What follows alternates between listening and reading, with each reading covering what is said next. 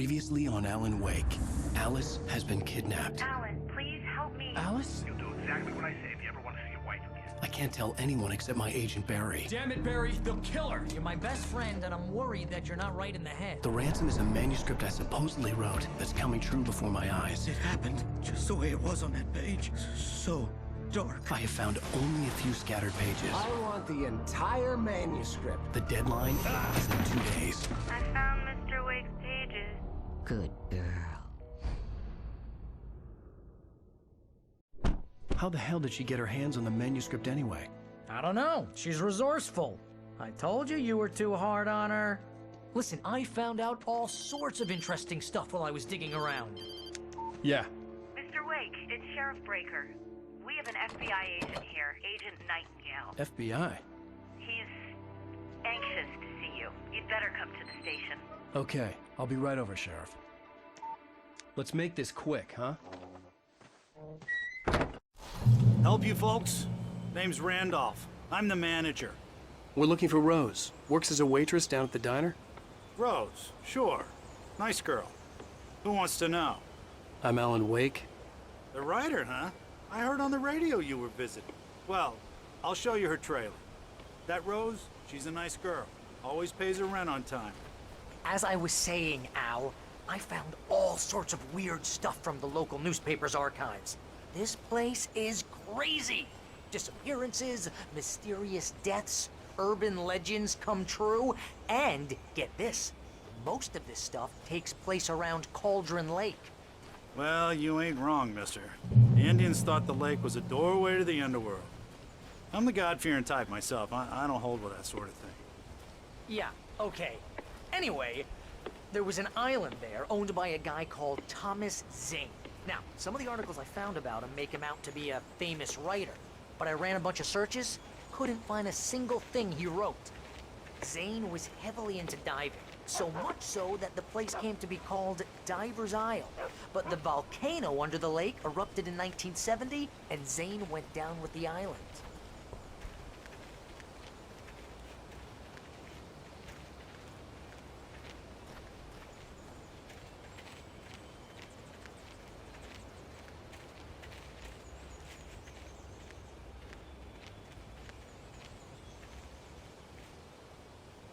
It gets better. A local girl, Barbara Jagger, drowned in Cauldron Lake just a week earlier. They were lovers. Sure, Jagger's a local spook store. The Scratchin' Hag comes for you in the dark. Childish stuff like that. Anyway, Al, I'm just getting to the best part. All of the articles about this stuff were written by Cynthia Weaver. I asked around, and she's that crazy bag lady you met. What, the lamp lady? She can be a little loopy, but she's not homeless or anything. Yeah, anyway, she knew both Jagger and Zane before they both died, and she had some kind of a breakdown.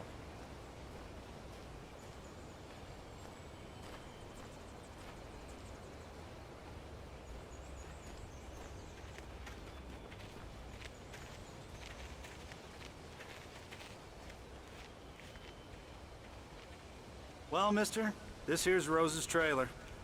You mind me asking what you want with her? We're just here to talk to her, pal.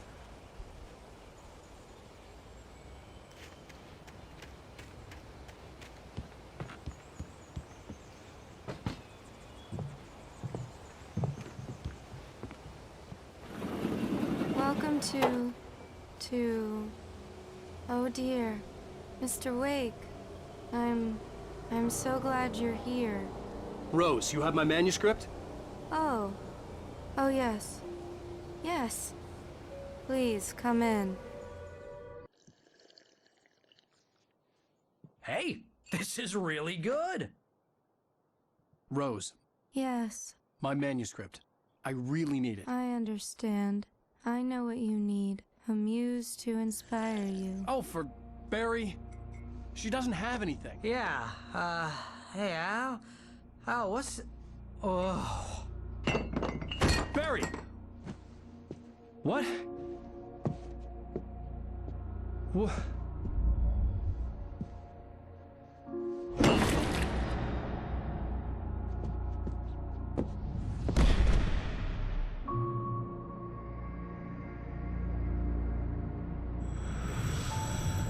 It's coming for you, hiding in my barber's skin.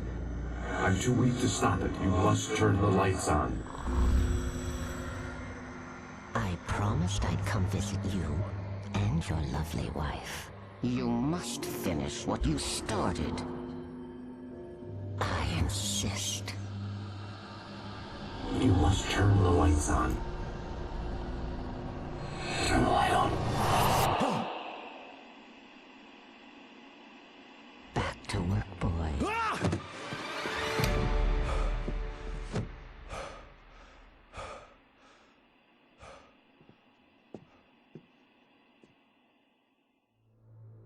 I felt nauseous, hungover. Only anger kept me going.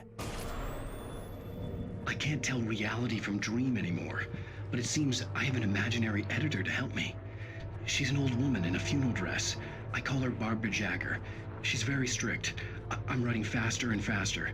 My manuscript is being heavily revised.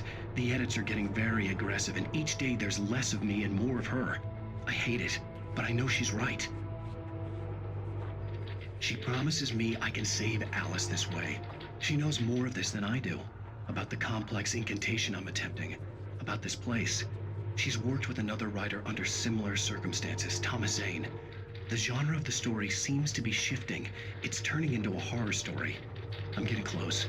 I can feel it.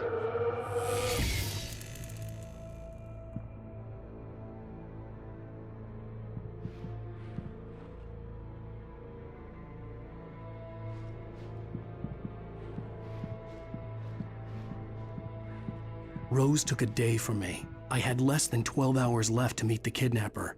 All I could do was get Barry into the car, work something out once I got on the road. Welcome to the Oh Dear Diner. What can I get you today? Coffee? I couldn't work up much hate for Rose. Something had used her to get to me and left its mark. First refill is free. Milk and sugar on the counter there. Would you like to hear today's specials? Thank you. A nice day. Come back soon. Barry was out of it. He was way too heavy to carry. You're right. My gun and flashlight were gone. I'd have to find a way to get Barry into the car as quickly as possible. There was no time to waste. Mr. Randolph liked Rose. That little smile she had. How she was still sweet when life had tried so hard to make her bitter. It wasn't any of his business what she did in her trailer. But those strangers, the writer and his smart-ass sidekick, looked like trouble. And they'd been in there for hours, way past her normal bedtime. He reached for the phone and called the sheriff's station.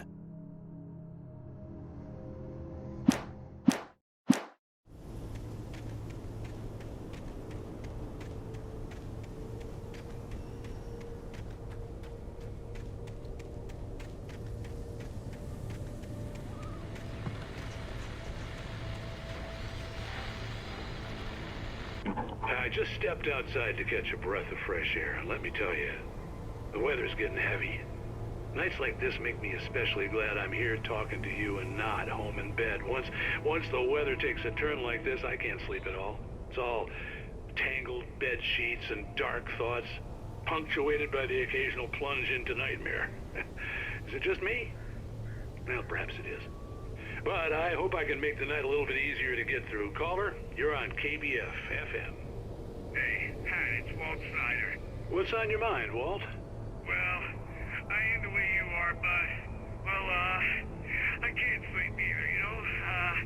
I just been staring out the window here, trying to make sense of it all, but, I ain't been drinking either, you know? I just... Well, you sound like a man with a problem, Walt. I had a,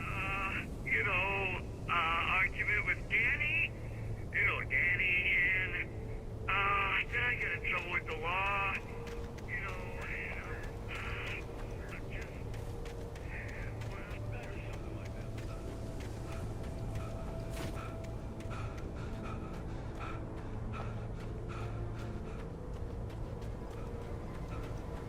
Oh, you're gonna get it now. God, no! knows what you've done to that poor girl. This is Agent Nightingale, FBI! Get him up, Hemingway! You're under arrest! You move a muscle, I'll unload right in your goddamn face! Stay right where you are, Slane!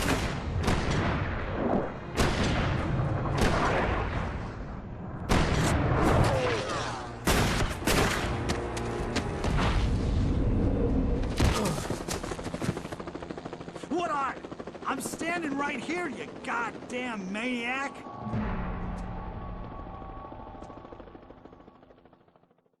I hated to leave Barry behind, but there was no way I'd miss my appointment with the kidnapper.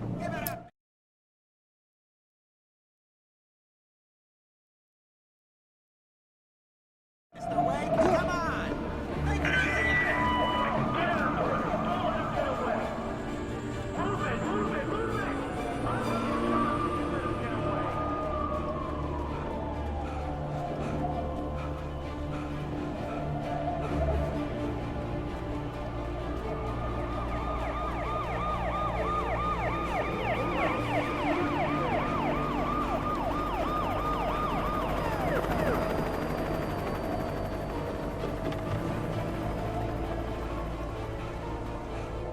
There he is! Freeze! Okay, men, keep your eyes peeled. He's gonna try to make it through here. Oh, damn. Down there! God damn it, where did he go? He was right there!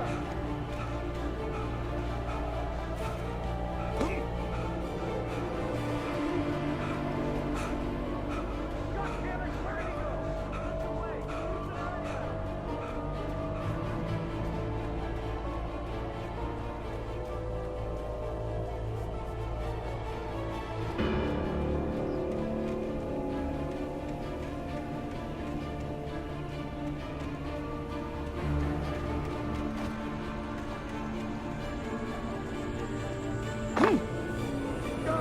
Come on, guys! We need to head him off! For decades, the darkness that wore Barbara Jagger's skin slept fitfully in the dark place that was its home and prison. It was hungry and in pain. It dreamed of its nights of glory when the poet's writing had called it from the depths and given it a brief, terrible taste of power and freedom. The rock stars had stirred it from the deep sleep the poet had sunk it back to in the end. When it sensed the writer on the ferry, it opened its eyes.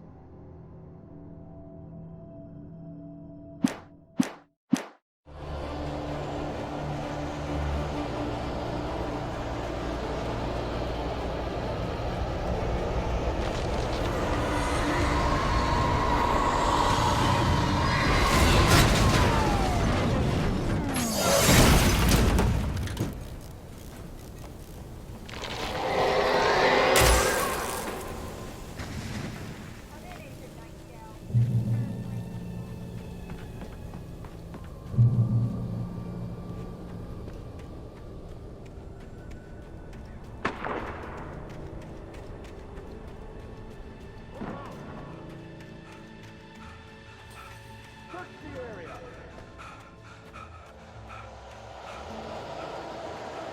Stay sharp! This way! Over here!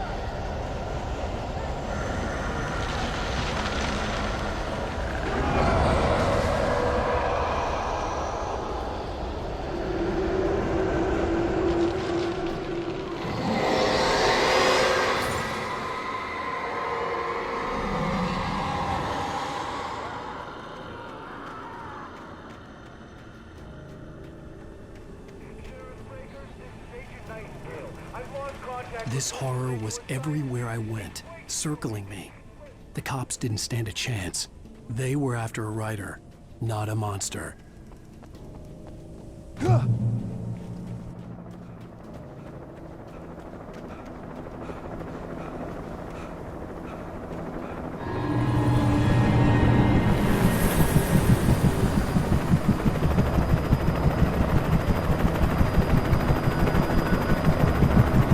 You on the ground. Hold it right there.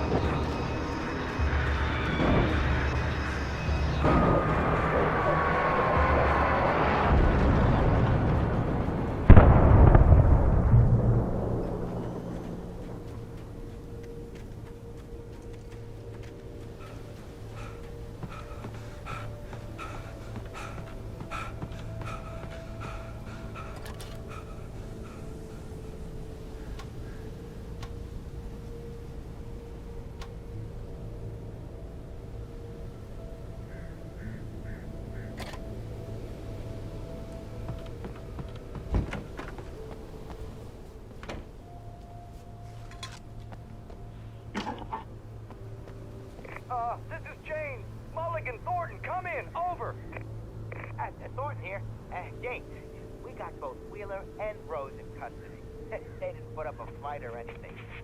Why, they were... Hey, what are you... Come on! Sit down and give me that. James, Mulligan here. Over. Go ahead, Mulligan. Over. We got Wheeler and Rose here. Wheeler's drunk or hopped up on something. Speaking of which, that Fed had a pretty distinctive whip load of scotch on it. You know what I mean? Over. I don't have anything on that, Deputy. I could see the lights of the radio station in the distance. Anyway, Rose is just being plain weird here. You better get Doc in to take a look at both. Over. Gotcha. You better get them here quickly. The Fed's gonna want to interview Wheeler. Over. I imagined that the broadcast tower in the distance was part of the local radio station. Maine seemed like a decent guy. Perhaps he could give me directions to the coal mine.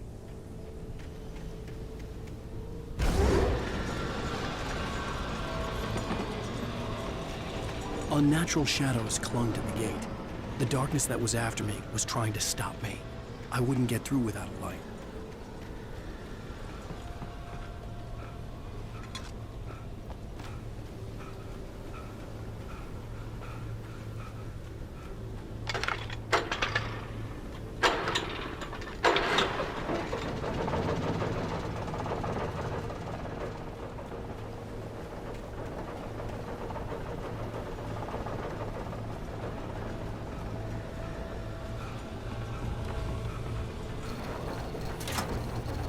The old generator conked out.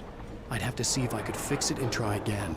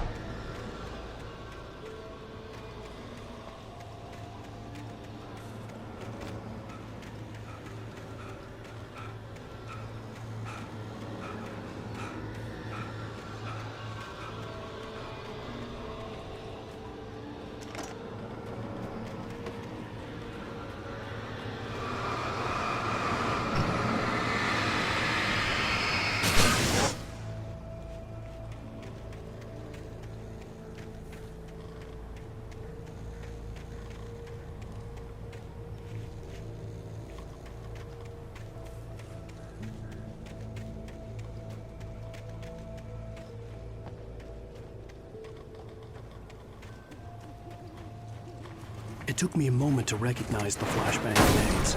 They were an ideal weapon for my situation. Team 1, come in. Over. Team 1, this is Sheriff Breaker. Report. Over. Team 2, come in. I need a report. Over. Come on, guys. Talk to me. Come in, please.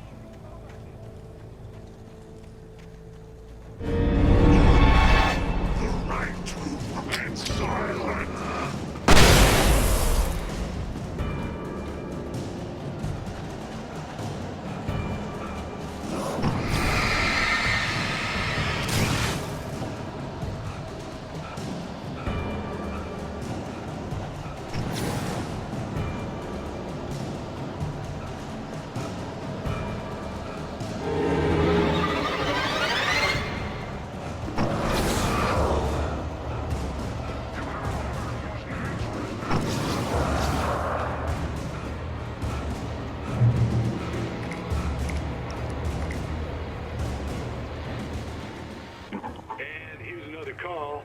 You're on KBF-FM with Pat Maine. It's Milt Peabody, Pat.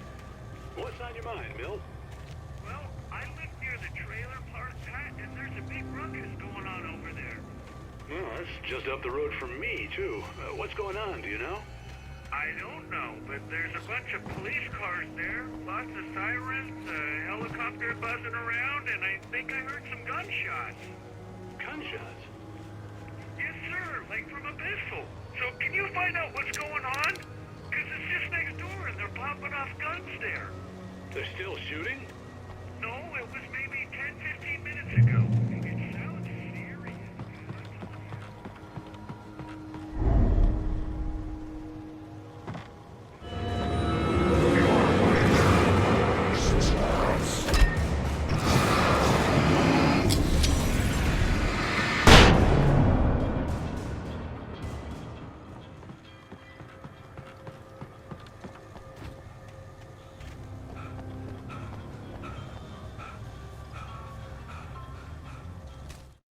Touched by the dark presence, Rose was lost in a dreamland where everything was drawn in black and gray crayons. The old lady had promised her that all her wishes would come true. She would be Alan Wake's muse. She was smiling so hard it hurt her face. She crushed a bottle full of sleeping pills into the coffee. Deep down inside, she was screaming in terror.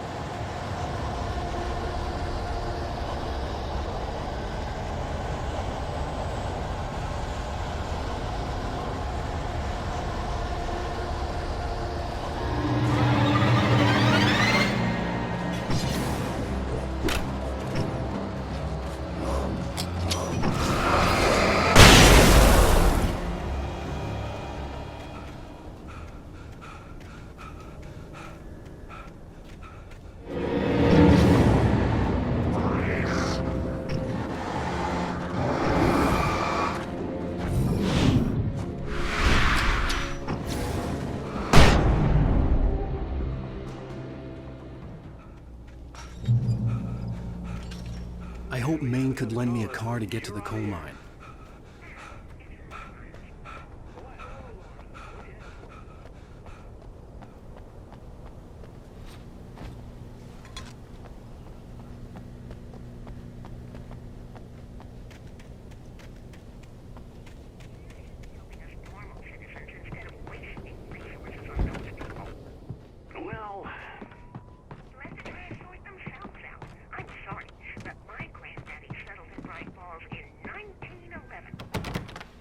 Thank you very much for that compassionate viewpoint, Lorna.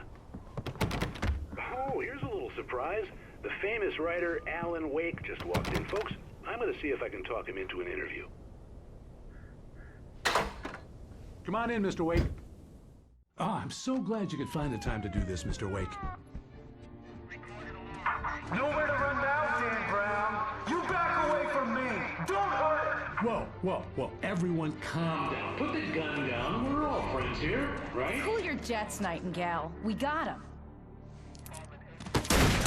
Judas Priest! What the hell's the matter with you? There's a civilian in there.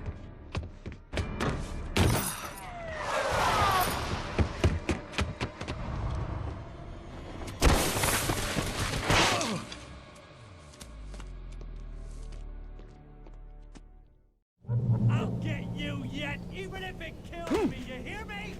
You hear me, H.P. Lovecraft? I had fallen off so many cliffs it was ridiculous. That's what you get for naming a book The Sudden Stop. It was probably good I hadn't had the chance to tell Maine where I was going. I'd have to lose the cops and find my own way to the mine.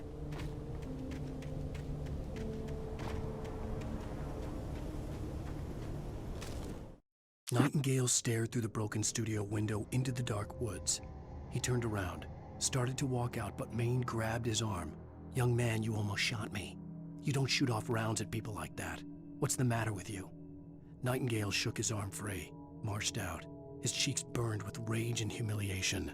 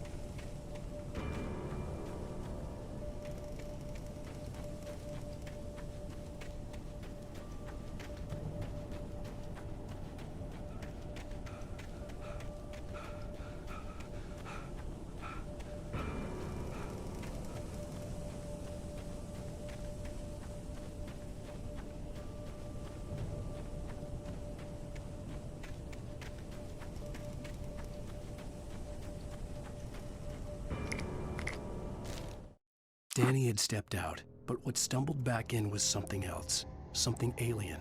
A monster. Walter tried to kill it, first with his fists, then a chair. It wouldn't die. Instead, it kept coming, unaffected by the beating it had taken. After Walter managed to kick it down the cellar stairs, fear took over. He ran, got behind the wheel, gunned the engine.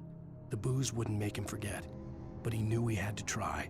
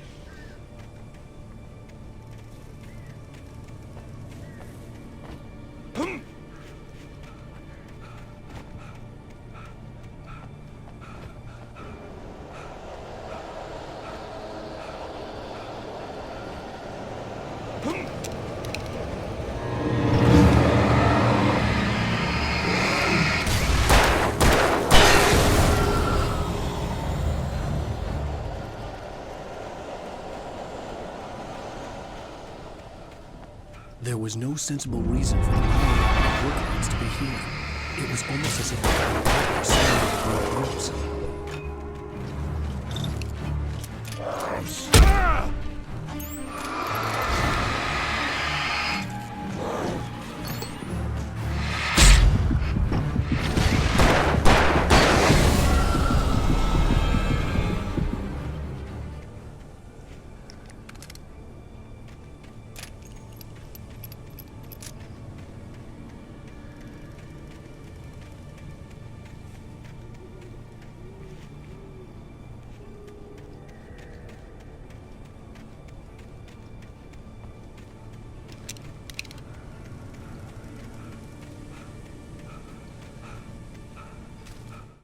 The bulldozer's engine roared to life. Mud and rocks flew as it fought for traction.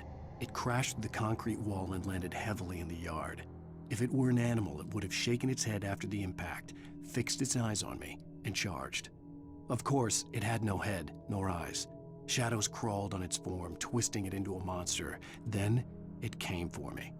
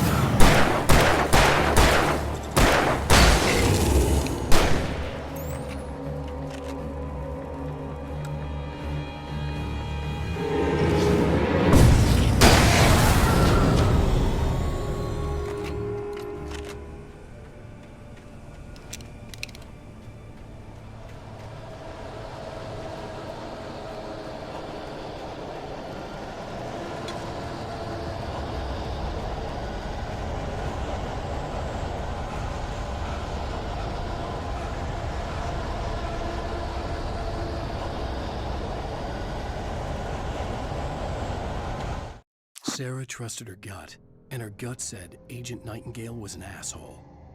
He felt wrong, and it wasn't just the smell of stale booze. It was in the way he flashed his badge, pulled rank, the look in his eyes when he wanted answers. Where was Alan Wake? What was this about an accident? Sarah trusted her gut.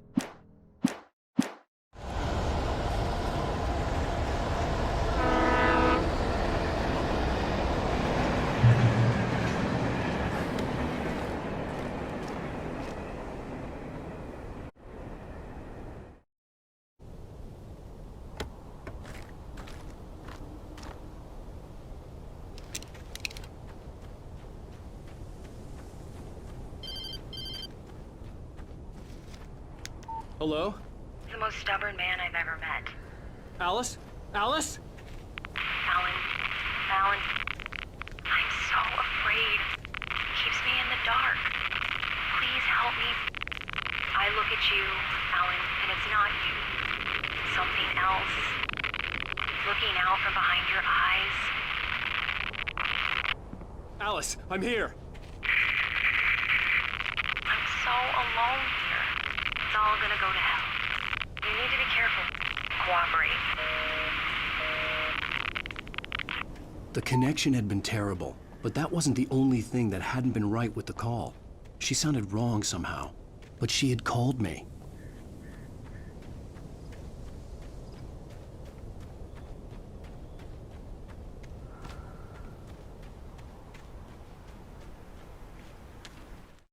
The pipe wrenched itself loose from the bridge's steel framework. Wrapped in darkness, it floated in midair, twitching. For a moment, I didn't understand what I was looking at. The heavy object lurched at me with impossible force. I threw myself out of the way, but just barely. When I turned my flashlight on it, it shook in a dark rage before it flew at me again.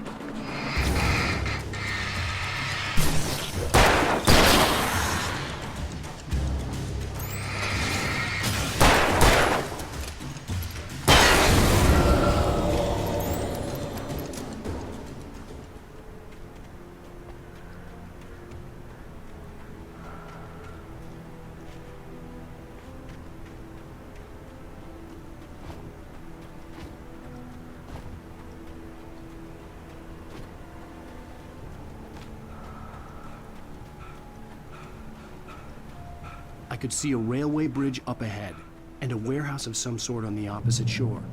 I hoped I could find a car from there.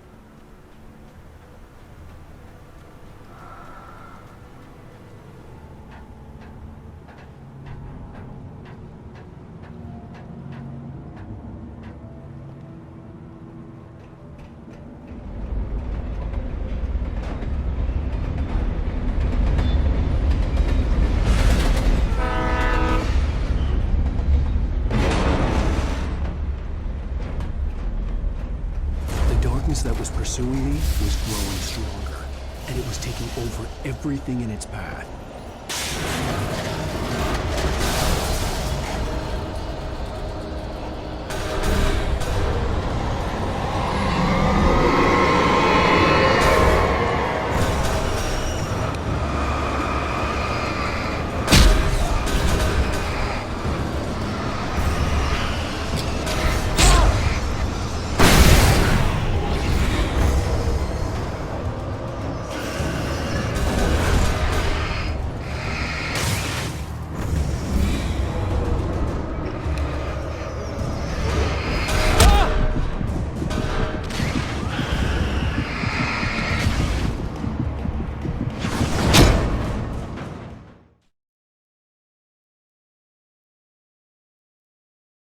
Sure.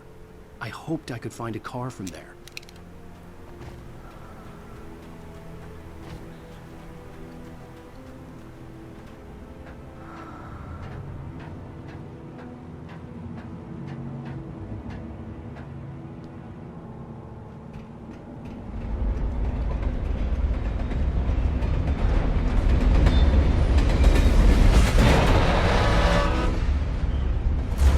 That was pursuing me was growing stronger, and it was taking over everything in its path.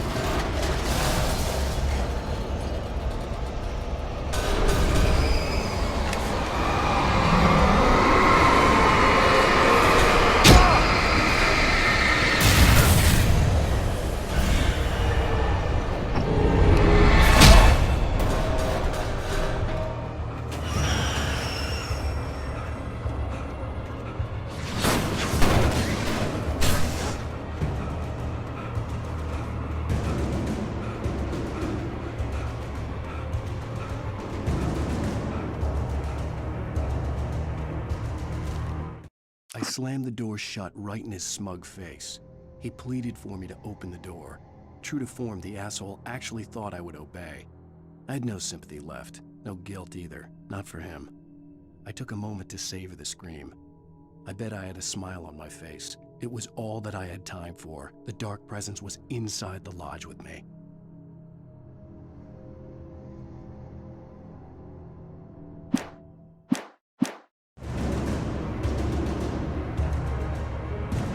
As a teenager, just starting to get interested in writing, Stephen King had been a source of inspiration to me. I thought about all the inanimate objects that had come to life in his books. No one is safe in a good horror story. Certainly not the protagonist. That's what makes them fun. This was anything but. The darkness could possess anything, and it was getting closer.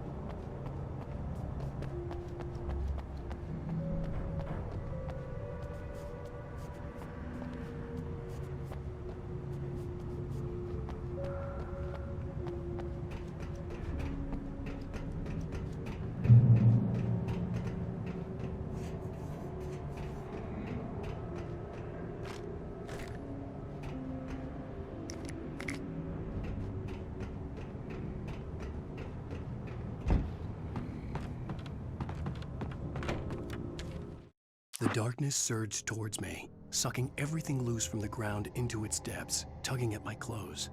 I saw the flare the kidnapper had dropped and threw myself towards it just as I felt my feet leave the ground. The darkness embraced me with the force of a tornado. Somehow I managed to light the flare. The darkness roared and cast me away. I fell toward the dark waters of the lake far below.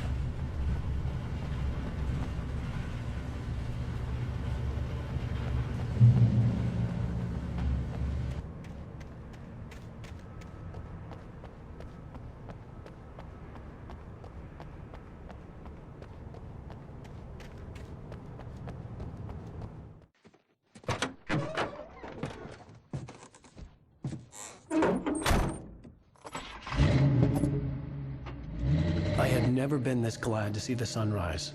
I had a couple of hours to get to the coal mine.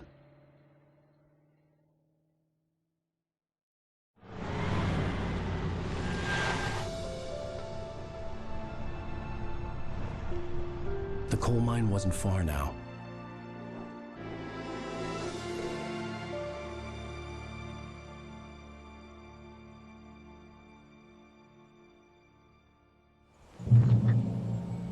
Today, I would meet the kidnapper, and he would give me Alice. I wouldn't give him any other choice. A drowning man will clutch at a straw.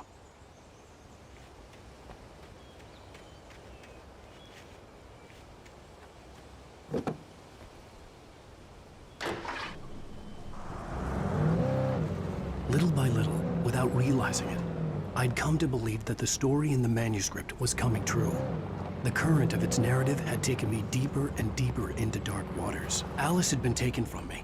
Barry was probably in jail. I was a fugitive from the FBI.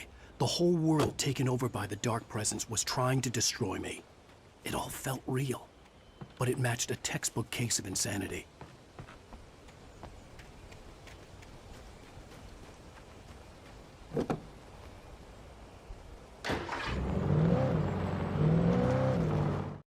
The darkness surged towards me.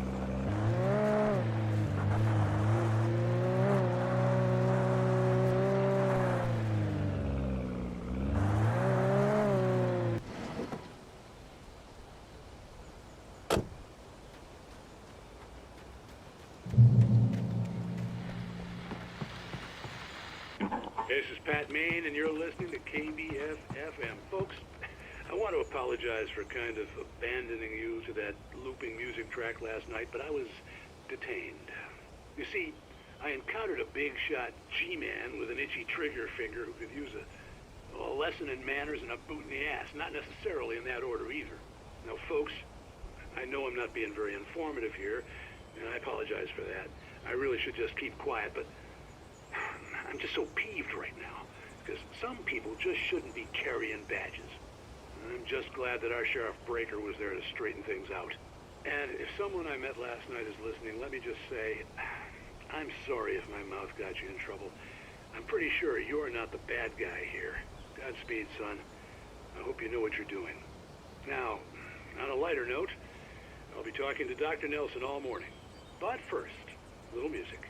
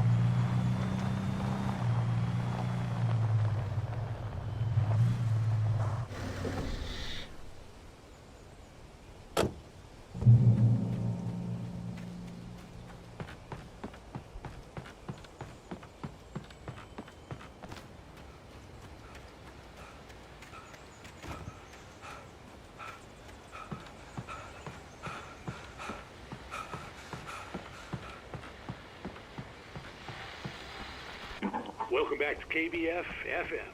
Hope you enjoyed that tune. Now, Doc, you were talking about life and finding that special someone, that soulmate. Well, you were talking about that. I was saying I don't buy it. Well, see, to me, that's strange, because I always pegged you as a hopeless romantic. You got me there, Pat. But I think love's where you look for it.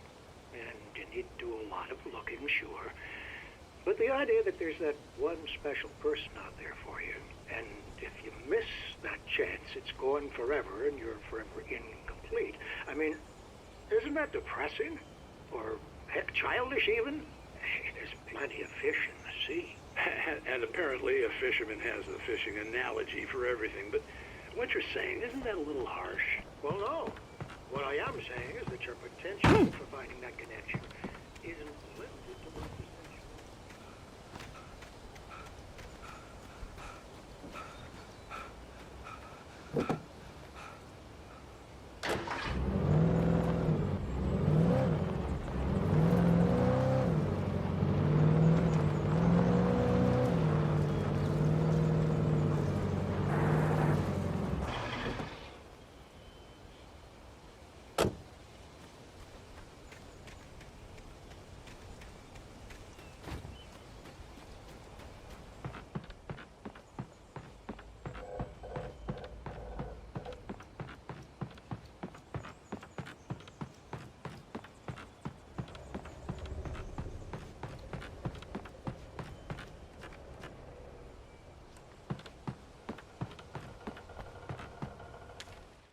For Mott, spying on the writer on the ferry had been a disappointment. His boss had made Wake out to be something special, but Mott hadn't been impressed. He'd gotten a good long look at the wife, though, and he liked what he saw. Mott had fantasized about goading Wake into a fight, but it hadn't happened.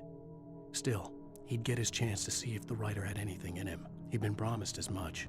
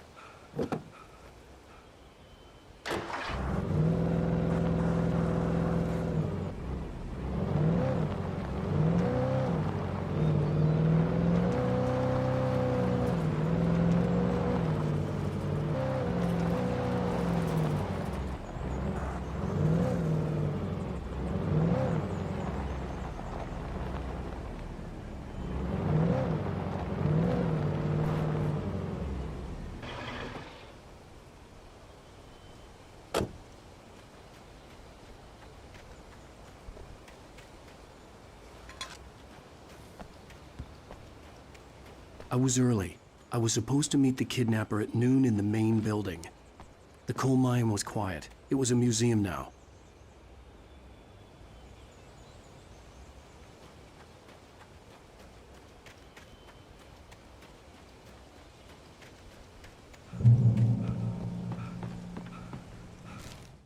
With Nightingale gone and the night wind blowing in through the broken studio window, Maine stared at Sarah. The sheriff looked away. Maine's voice shook with barely controlled anger. That boy's doing more drinking than thinking. I hope you know what you're doing, Sarah. He's got a sickness in his eyes. You take my word for it. He wants Wake for a reason, and it's not for anything good.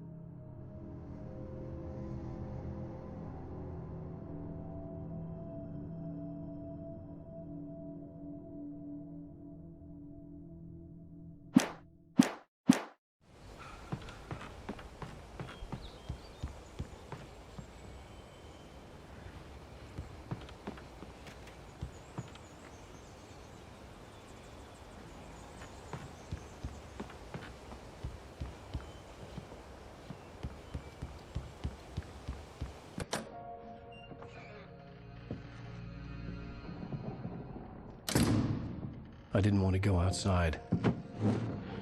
Cops had to be looking for me. The noon sun turned the place into a sauna. The day dragged on.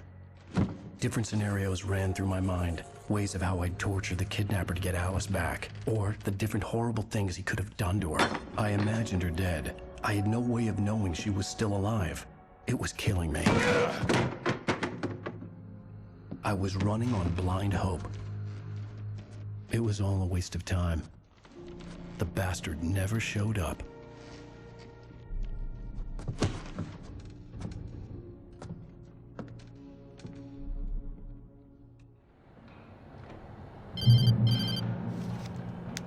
Wake, Where the hell are you? change of plans. You know where Mirror Peak is? It's a big mountain north of where you are. You follow the path from the mine, you can't miss it. There's a lookout point there. I'll be waiting. I'm through being jerked You around by want you. to see your wife alive? Because if you do, you better watch what you say to me. Do we understand each other? I want to talk to Alice. Yeah, and I want the manuscript. Don't keep me waiting, Wake. Hello? Hello? Ah! I'm gonna kill him. I had to get to Mirror Peak.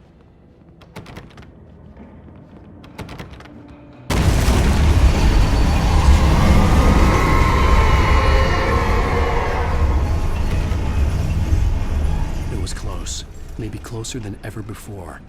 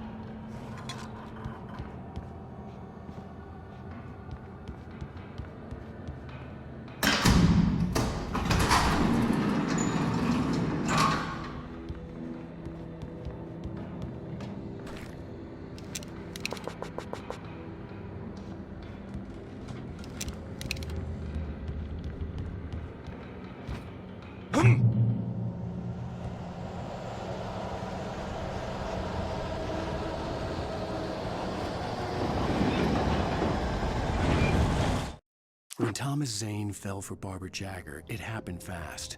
She was young, vibrant, and beautiful, full of life. He had never been a very happy man, and without any seeming effort, she had changed all that. Zane felt good for the first time in his life.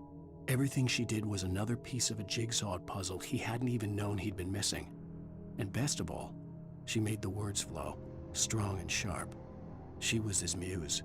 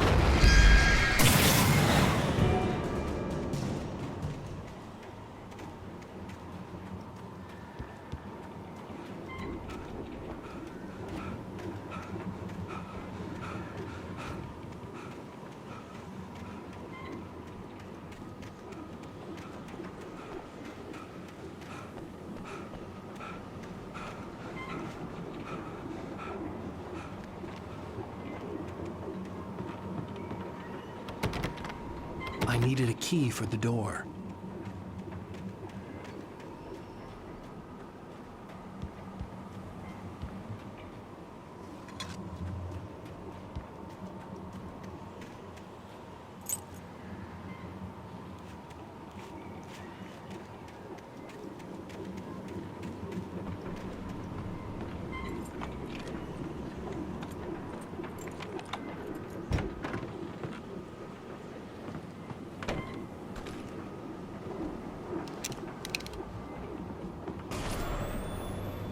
Anything outside of writing is a struggle.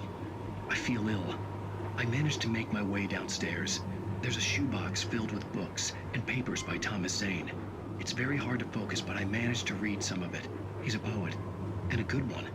He writes of muses and creators summoning fabulous things from a magic lake, using his powers to shape the world of a realm of gods and dreams and demons, dark things that wait for a chance to slip through, wearing the flesh of men as disguise.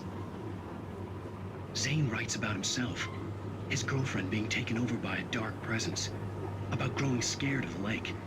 Zane believes it's a mirror to the gaping void of darkness above, where some Lovecraftian presence lurks. I crawl back upstairs. I'll borrow these things for my story. They ring true. They fit.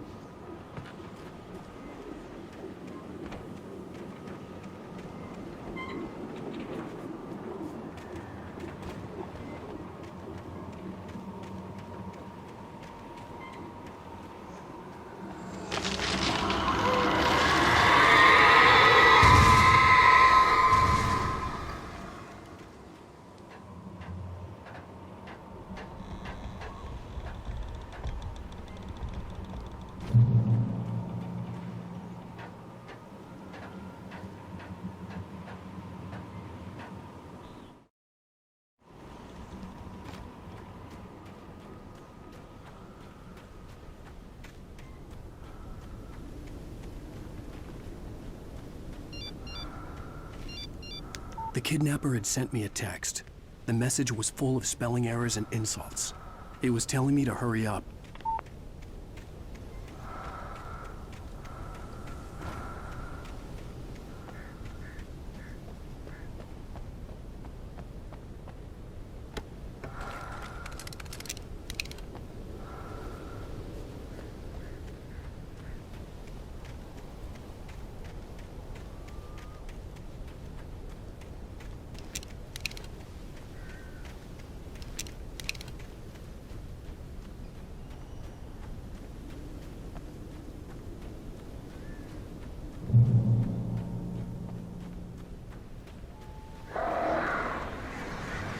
Birds.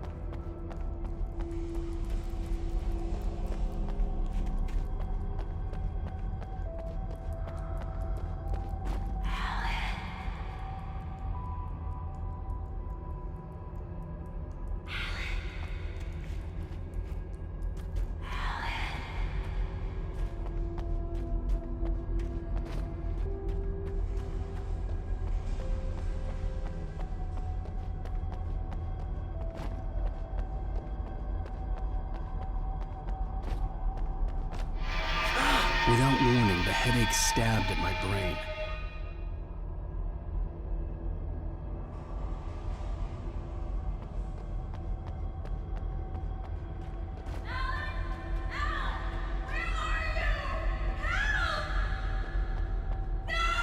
Alice?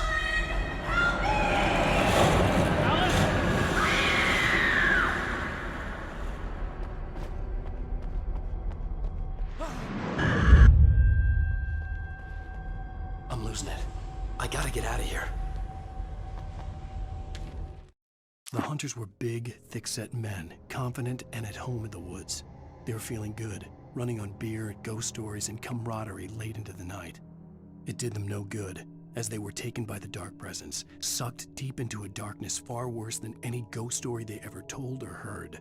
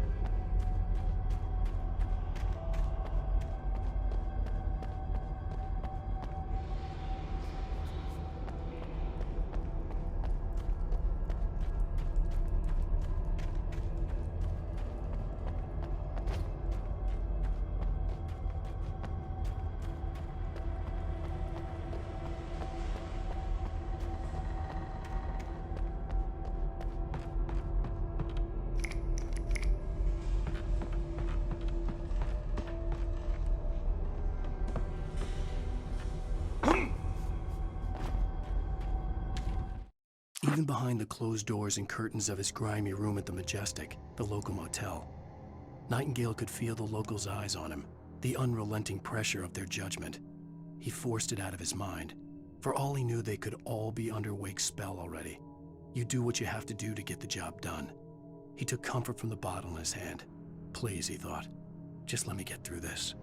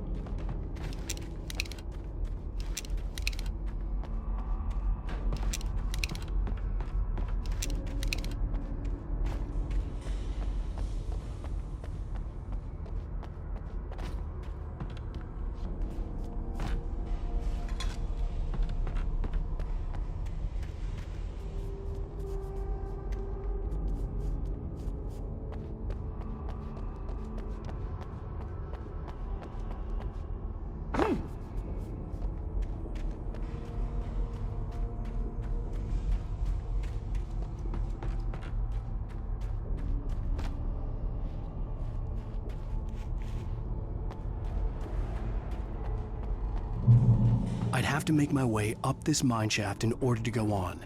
Maybe the machinery could help me with that.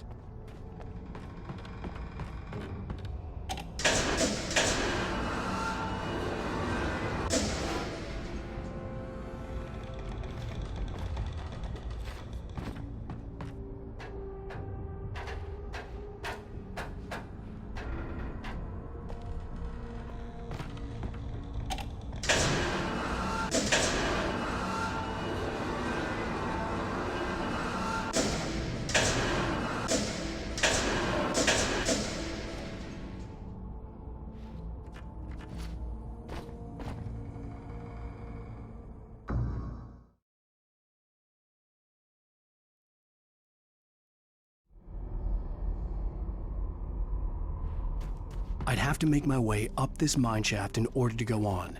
Maybe the machinery could help me with that.